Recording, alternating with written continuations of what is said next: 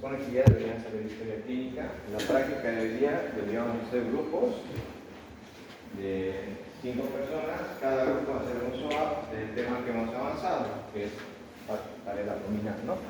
En cuanto a lo que es pared, yo puedo agarrar y decirles, ustedes hagan un caso clínico de una hernia, ustedes de una diástasis, ustedes de una hernia complicada con estrangulación, ustedes de una hernia complicada con encarcelación.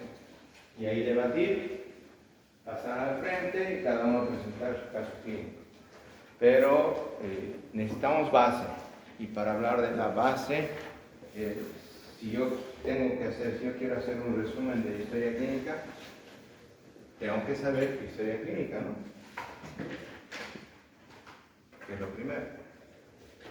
Entonces, lo que ustedes han estado hablando de la historia clínica está bien, pero hay que hablar un poco acerca de lo que es el expediente clínico, ¿no? Para que yo atienda a un paciente, tengo que manejar el expediente clínico íntegro, no solo hablar de la historia, sino que tengo que reconocer todos los pasos que se manejan en el expediente clínico. El abordaje de este documento tiene que ser muy responsable de parte de ustedes. ¿Por qué? Porque el manejo de la historia clínica me va a ayudar no solo hacia mi paciente como objetivo, sino también el hecho de la parte legal, ¿no? La parte legal es sumamente importante, y en cuanto a la parte legal, muchas veces nosotros nos equivocamos y nos confundimos que no puede haber esto en una historia clínica, no puede haber tachaduras, es un documento legal. Entonces, si yo me equivoco, tengo que volver a hacer. Ni siquiera puedo agarrar un corrector y dejarlo como corrector ahí, porque esto va a una auditoría. En los hospitales nosotros tenemos auditorías internas y tenemos auditorías externas. Entonces, evalúo. La letra es importante. Si ustedes hablan portugués o son de Brasil, pues tienen que tener mucho cuidado en hacerlo en español. No podemos utilizar abreviaciones porque dan lugar a interpretaciones cerradas. Entonces, nuestra historia clínica es una meta. Como habíamos dicho, tenemos varios diagnósticos diferenciales. Como habíamos visto en la clase, si yo estoy con un dolor en hipocondrio derecho, tengo la vesícula, tengo el cólico renal, tengo la colitis, tengo, qué sé yo, la neumonía. Son varias enfermedades que están compitiendo para ver cuál es la ganadora, cuál me va a llegar al diagnóstico, ¿no? Entonces, mi meta al hacer historia clínica es hacer diagnóstico. ¿Quieren que prenda el aire? Creo que así está bien, doctor. No sé. Depende de ustedes. Me avisen, ¿ya? Para que diga que prenda el aire. Entonces, esta historia clínica es un documento legal que me va a servir para hacer el diagnóstico del paciente y también sirve para hacer trabajos de investigación. Entonces, no es solo para hacer el diagnóstico, sino sirve para un proceso legal y sirve para hacer estudios de investigación. En el expediente clínico, la historia clínica es fundamental, todos los pasos que ustedes han mencionado. Acá está mal, la fuente de la historia va primero y después viene el motivo de consulta. El motivo de consulta, después viene la enfermedad actual, ¿no? Luego los antecedentes, revisión por sistemas, el examen físico, el diagnóstico sindromático, semiológico y finalmente ya tengo un diagnóstico presuntivo. Yo hago los exámenes, le pido los exámenes al paciente y ya voy a tener un diagnóstico definitivo.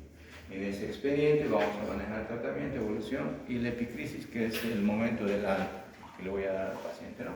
En cirugía nosotros manejamos mucho esto de la autorización y el consentimiento informado. Si ustedes van a operar a un paciente de una hernia de pared, ¿qué van a llenar acá? El consentimiento. ¿Qué anotan?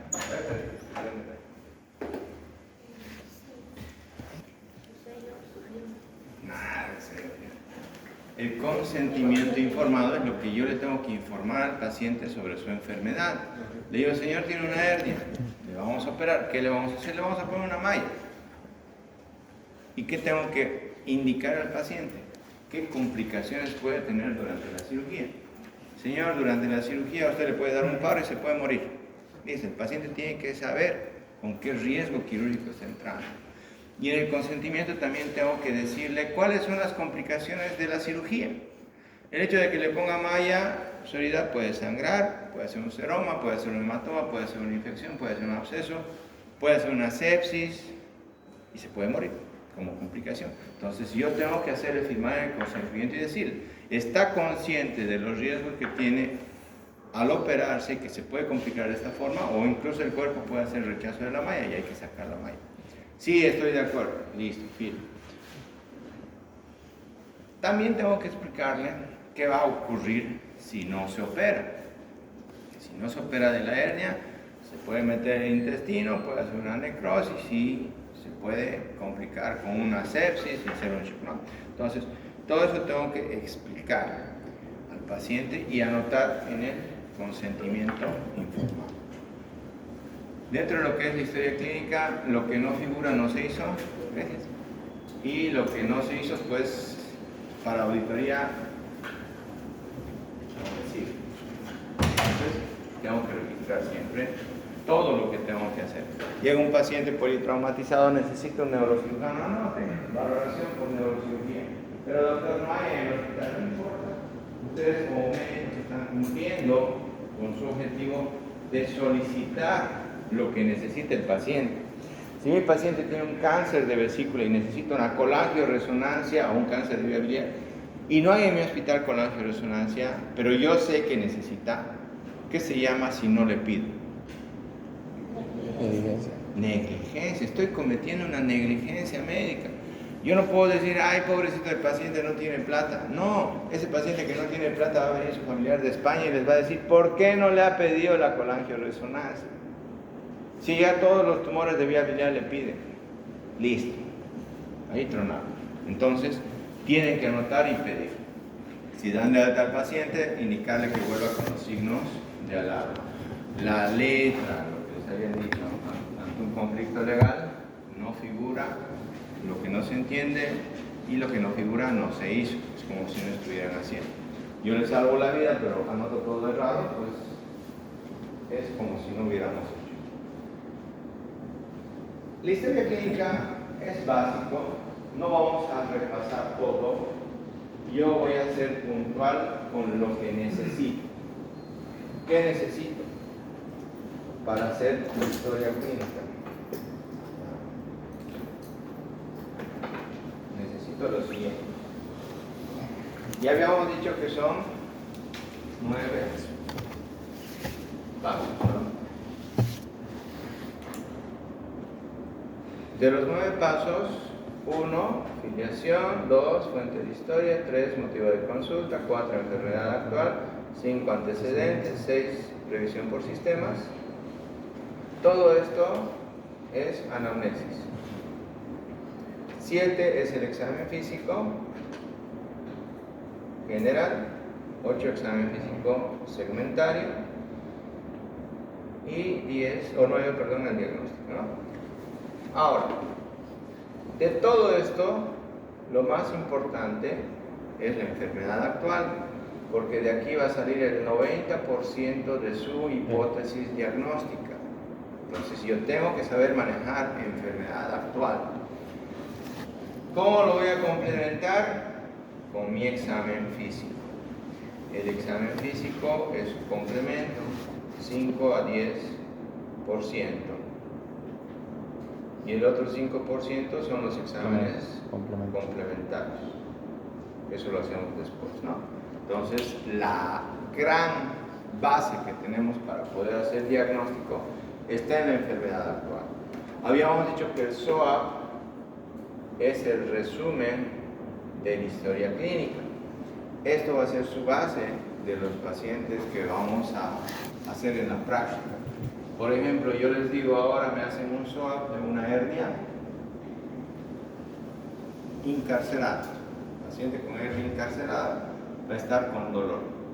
Y yo les voy a decir, hernia encarcerada con obstrucción, hernia encarcerada sin obstrucción, y ahí me van a poner qué se supone que va a tener el paciente, ¿no? Y lo revisamos. Entonces, la S es el subjetivo. El subjetivo es todo lo que el paciente me dice. ¿Y qué es todo lo que el paciente me dice? La anamnesis. ¿Y qué es lo más importante de la anamnesis? La enfermedad actual. Entonces, ¿qué voy a describir en el subjetivo? Enfermedad actual. Y para describir enfermedad actual necesito Alicia o Atilia.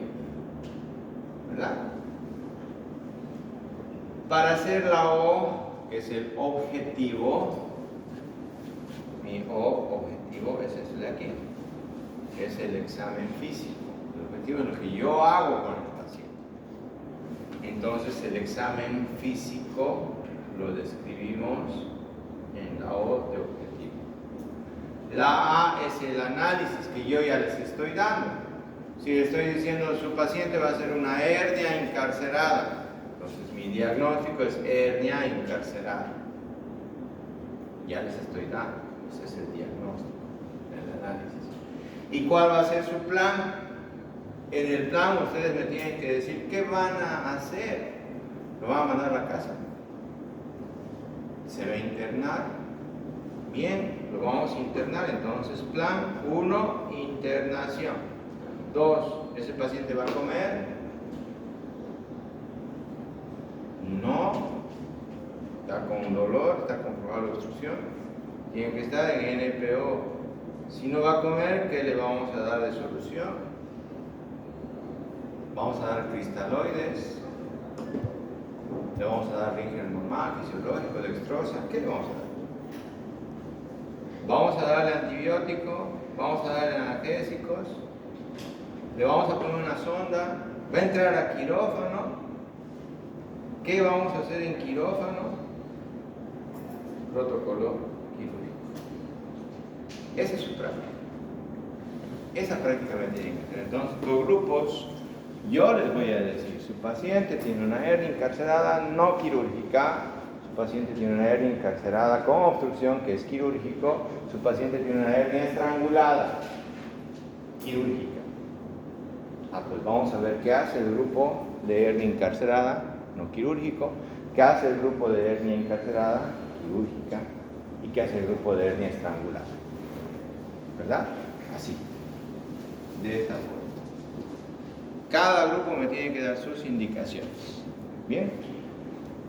Entonces, ¿hay alguna duda? Subjetivo, enfermedad actual, básicamente, pero en realidad es toda la anamnesis. Objetivo es examen físico. El análisis generalmente es el plan.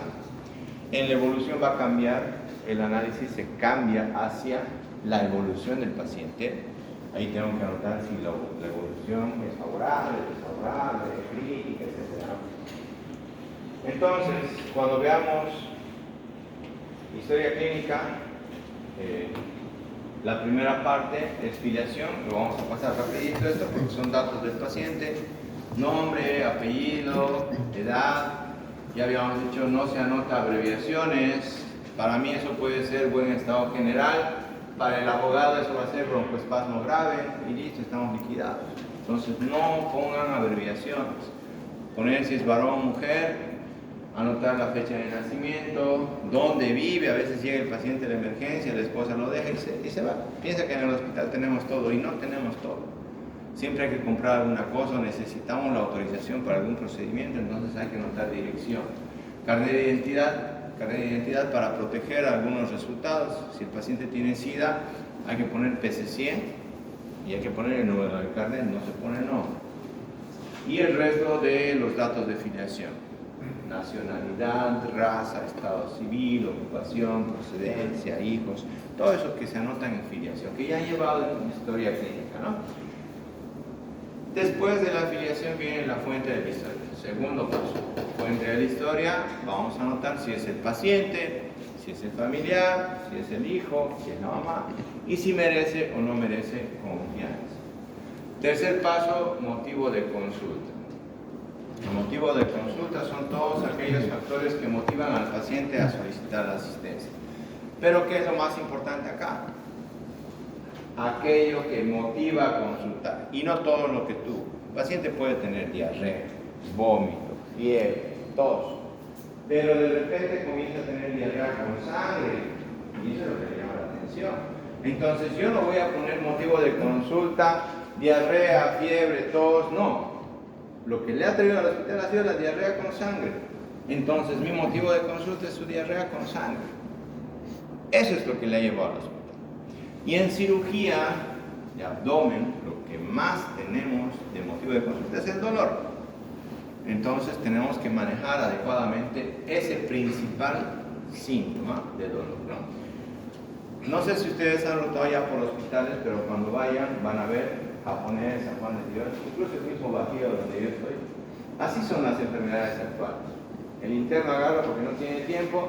Enfermedad actual, el paciente dice que tiene dolor, que tiene náuseas, que listo, ¿no? Eso está bien, está totalmente mal. ¿Por qué? Con esto yo voy a poder hacer esto. No.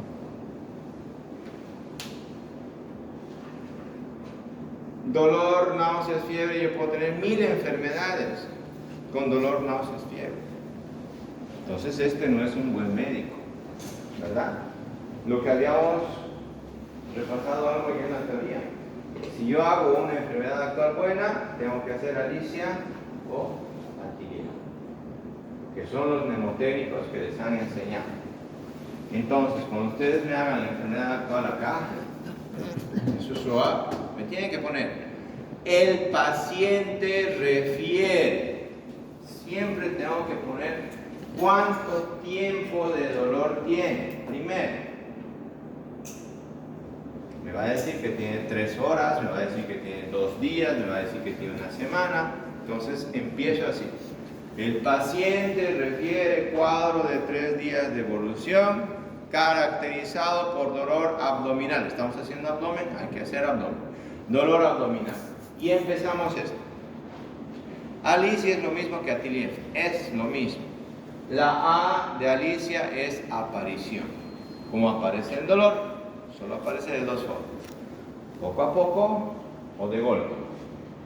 Entonces yo tengo que colocar de aparición brusca o de aparición insidiosa, progresiva. Insidiosa o progresiva. Bien. El cólico renal, por ejemplo, ¿es progresivo o es brusco?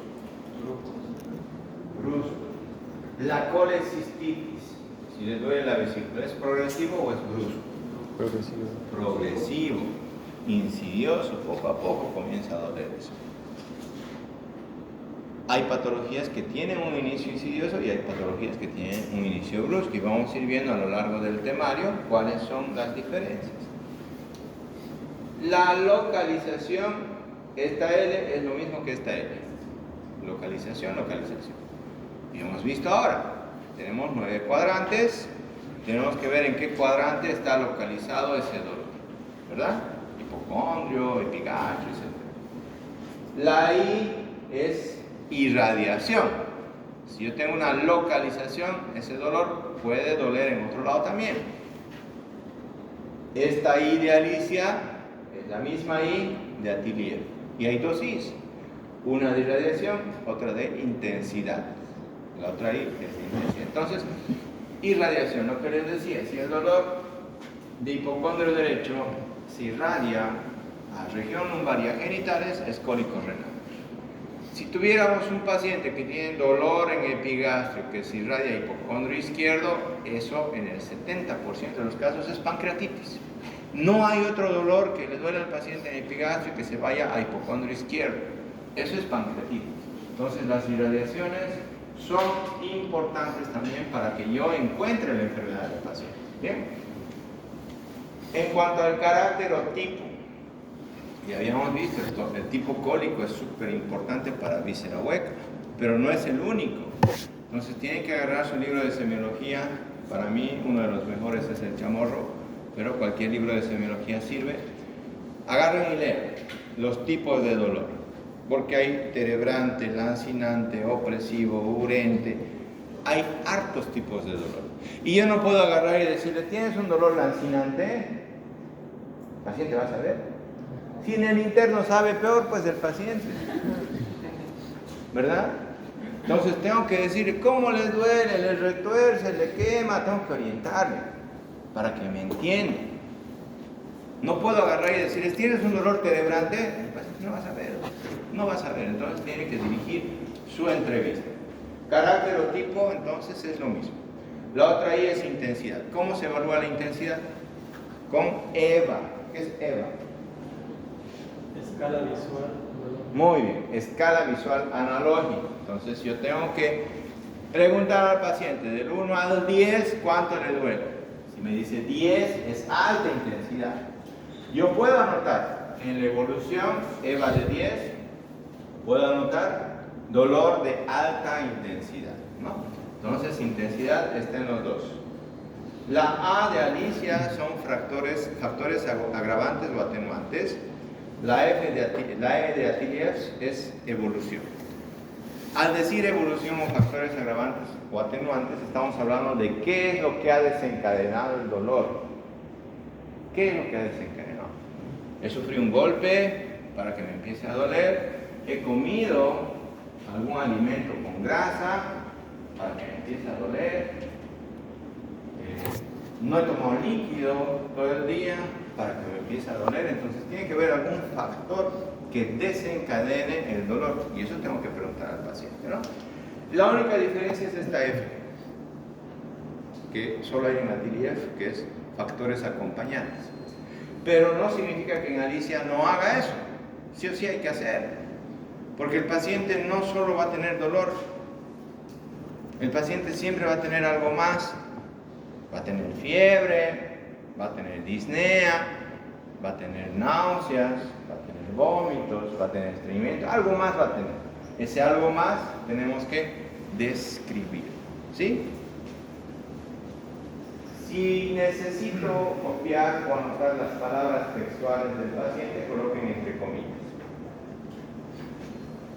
Paciente sufre un golpe en la cabeza con un cuerpo extraño.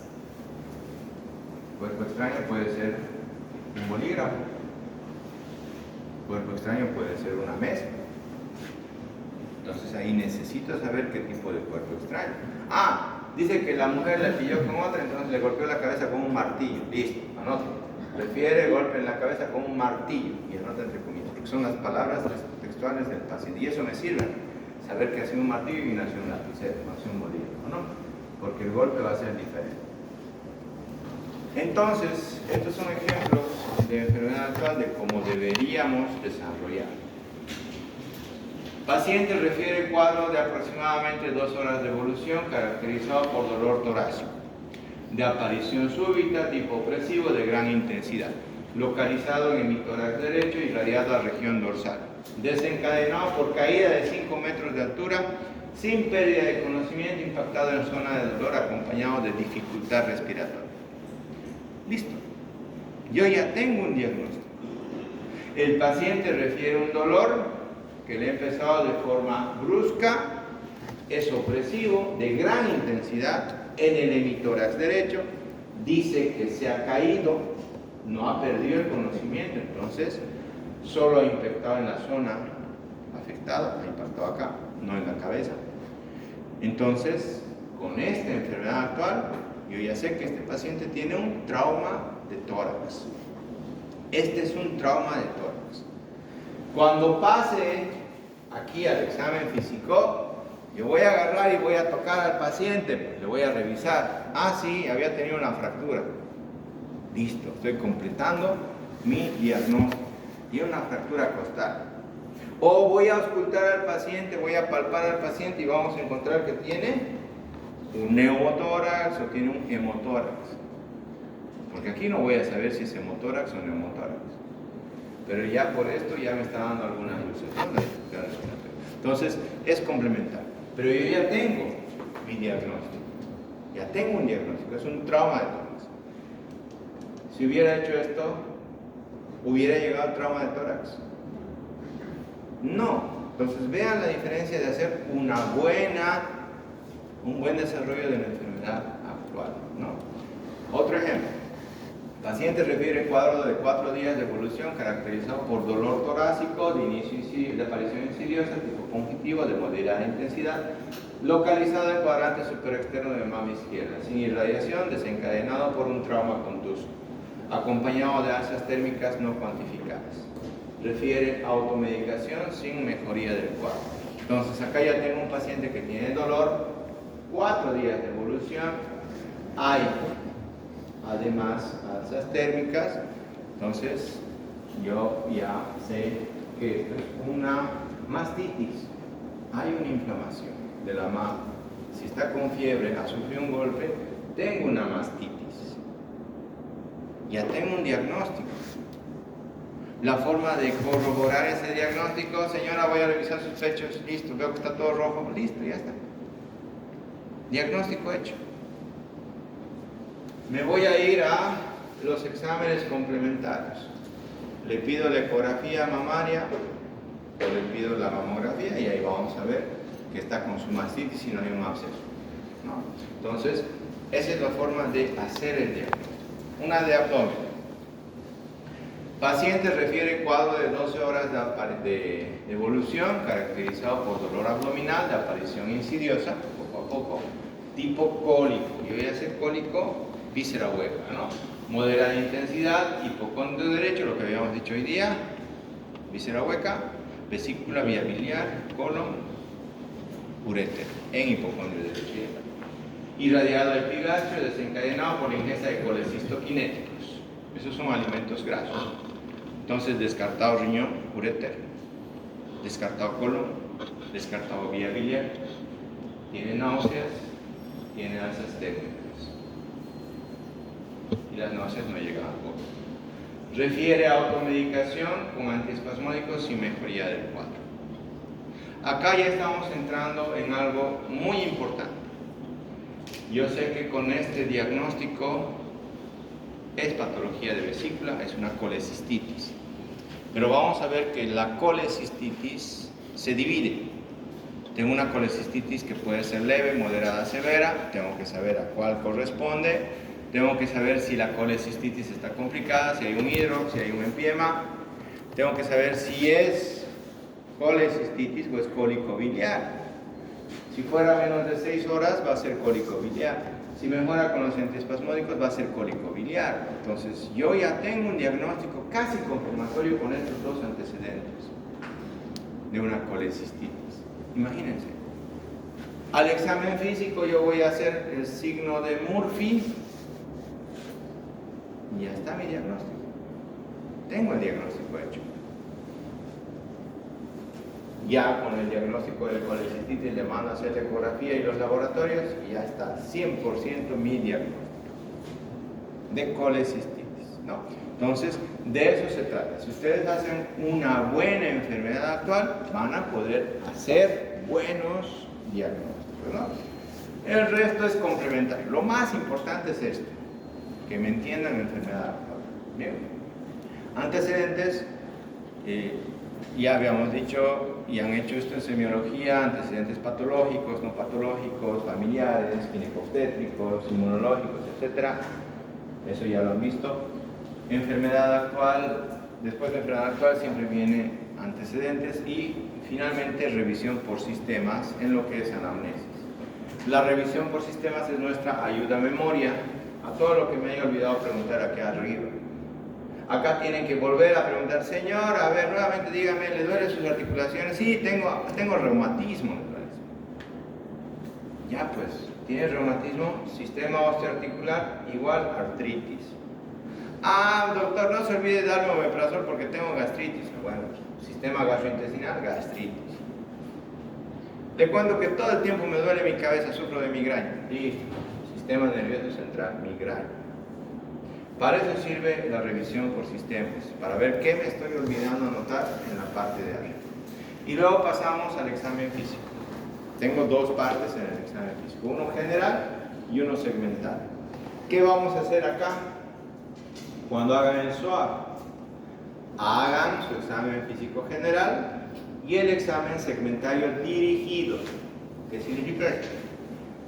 Si yo tengo una hernia de pared, el examen dirigido va a ser para abdomen. Entonces en abdomen yo tengo que saber que voy a hacer inspección, auscultación, palpación, percusión. Tengo un tumor de tórax, entonces el examen va a ser dirigido a tórax. Inspección, palpación, percusión, auscultación, ¿no? Eso es lo más importante. Si hiciera una historia clínica completa, entonces sí la hacen de esta forma. Hacemos el general con los signos vitales, presión arterial, frecuencia cardíaca, frecuencia respiratoria, temperatura, índice de masa corporal, para eso necesitan el peso y la talla, la fascie, el nivel de conciencia. Tenemos que saber si está orientado en las tres esferas. Y el examen segmental. Siempre empezamos por cabeza, nos vamos al cuello, el tórax, el abdomen, los genitales, las extremidades y el examen neurológico. En cabeza, como les han enseñado en semiología, cabeza, normocéfala, implantación pilosa normal. Me voy a los ojos, reflejo fotomotor, consensual y acumulación presentes. Me voy a la nariz, tabique nasal simétrico, fosas nasales permeables. Me voy a la boca, cómo están los labios, si están cianóticos, hay que ver cómo están los dientes dentales, cómo está la cavidad oral, cómo está la lengua, cómo están las amígdalas, cómo está la orofaringe. Y de ahí me voy al pabellón auricular. Hay que ver si el pabellón auricular está simétrico. Tendría que hacer prueba de audición en el examen físico, ¿verdad? ¿Con qué? Con el diapasón. Pero no todos tenemos diapasón. Entonces, ¿qué hacemos? La prueba del chasquido. Hay que ver si el paciente escucha y si escucha de los dos lados. Y si no escucha, pues ponemos, ¿no? En historia clínica, hipoacusia o normoacusia bilateral. Pero hay que ver cómo está el tema de la audición. Lo ideal del oído también es hacer una otoscopía. Si no tengo el otoscopio, en historia clínica tienen que colocar otoscopía no realizada. Se anota, ¿bien? De ahí pasan al cuello. ¿Qué anotamos en el cuello?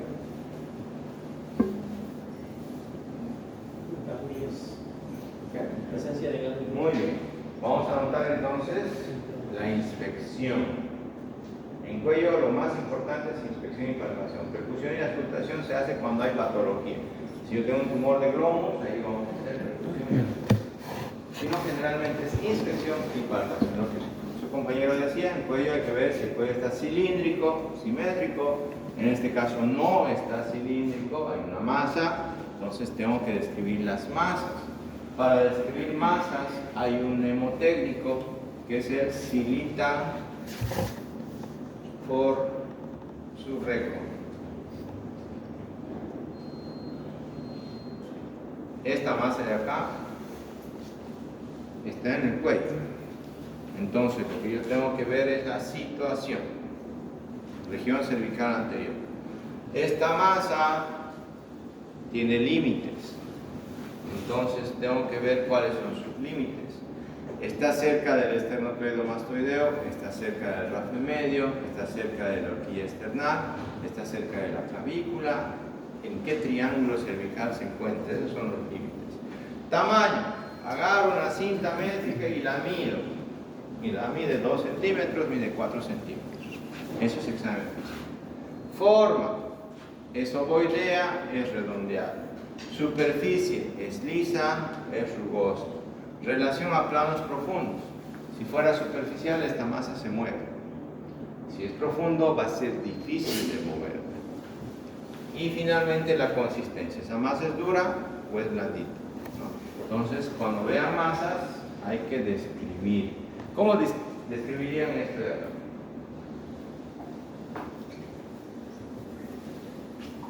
¿Esa circulación es normal? No es normal. Eso es una circulación colateral. Entonces, describen como una circulación colateral. ¿Dónde? Región cervical anterior y en tórax anterior.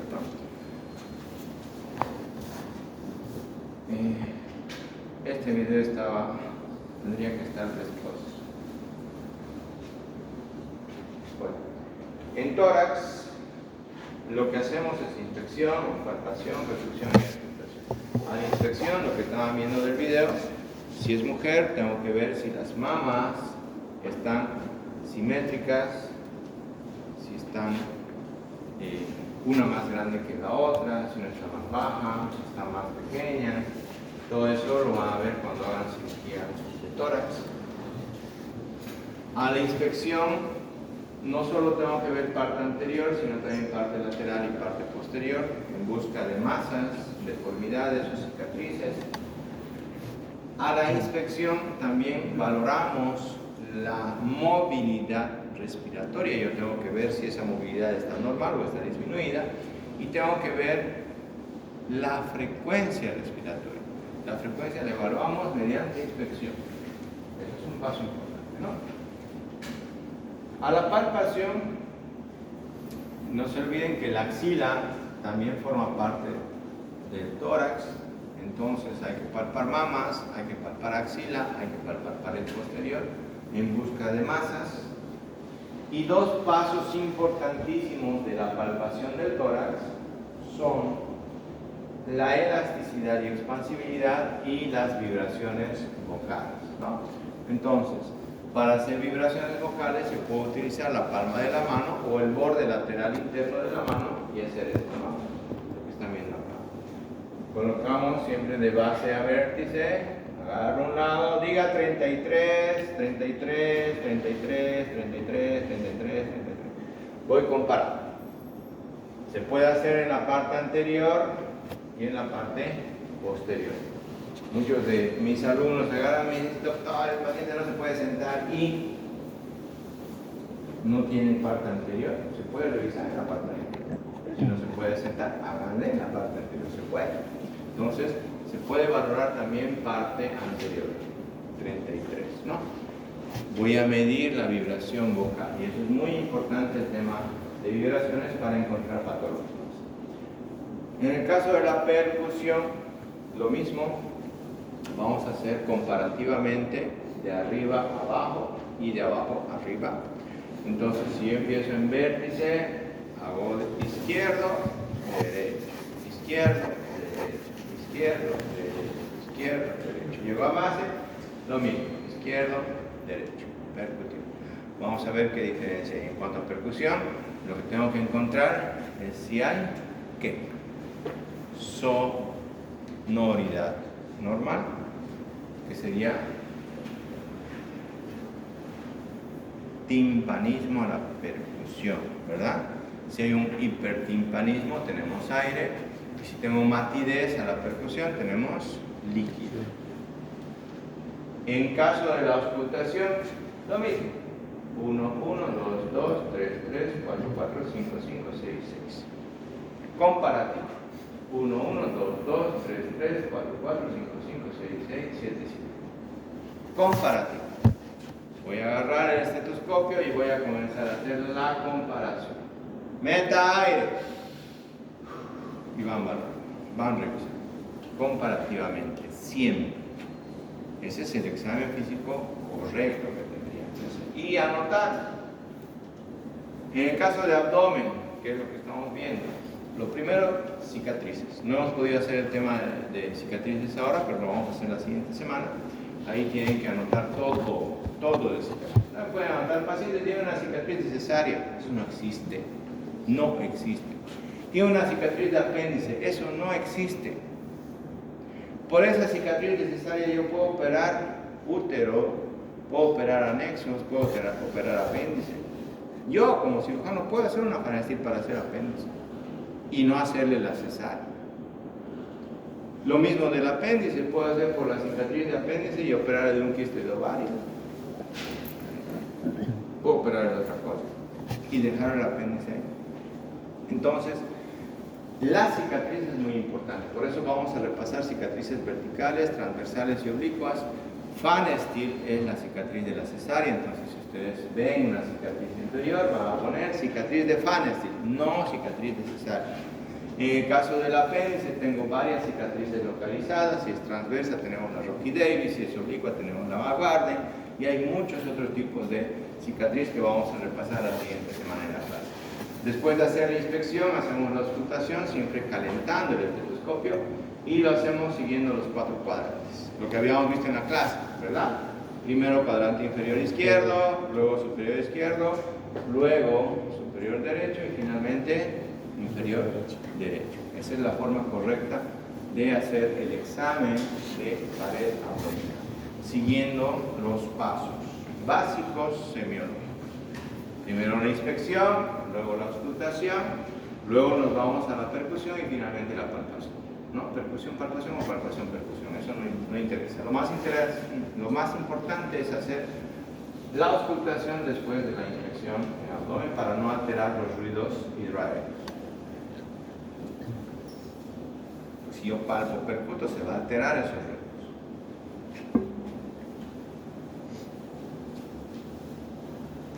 Entonces, ya estamos casi al final, ¿no? Ya tenemos el abdomen revisado. Ustedes, cuando me hagan la descripción de abdomen, al examen físico, por ejemplo, si es una hernia de pared, tienen que anotarme esto, ¿no?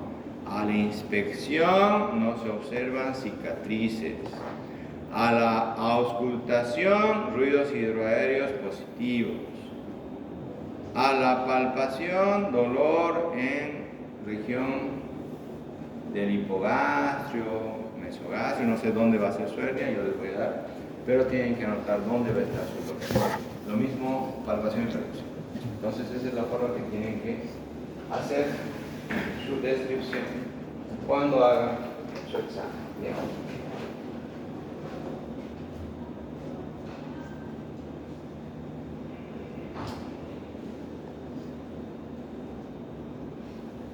Percusión igual.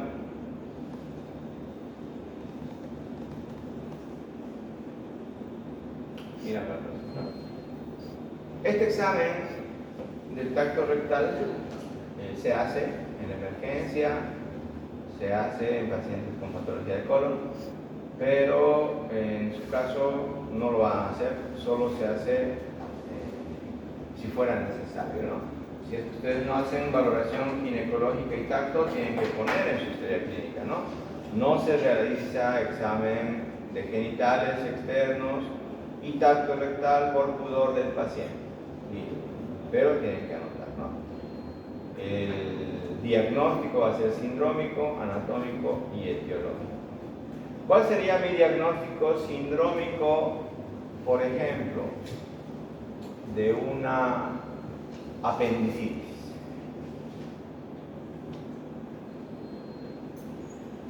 ¿La apendicitis qué diagnóstico es? ¿Sindrómico, etiológico o anatómico? Anatómico, porque el que se ha afectado es el apéndice. Entonces mi diagnóstico anatómico es apendicitis. Mi diagnóstico etiológico, vamos a ver cuando hagamos apéndice, el apéndice, la causa es la obstrucción. ¿Obstrucción por qué? En primer lugar por hiperplasia linfoidea, luego tengo los coprolitos, tengo los cuerpos extraños, tengo los tumores, tengo un montón. Entonces, si fuera por una hiperplasia linfoidea, acá ponemos apendicitis por hiperplasia linfoidea, diagnóstico etiológico. ¿Y cuál sería el sindrómico? El abdomen agudo inflamatorio. La apendicitis corresponde al abdomen agudo inflamatorio, ¿no? Bien, entonces, tenemos 10 minutos para acabar la clase. Hagan grupos. ¿Cuántas son? ¿Cuántos son?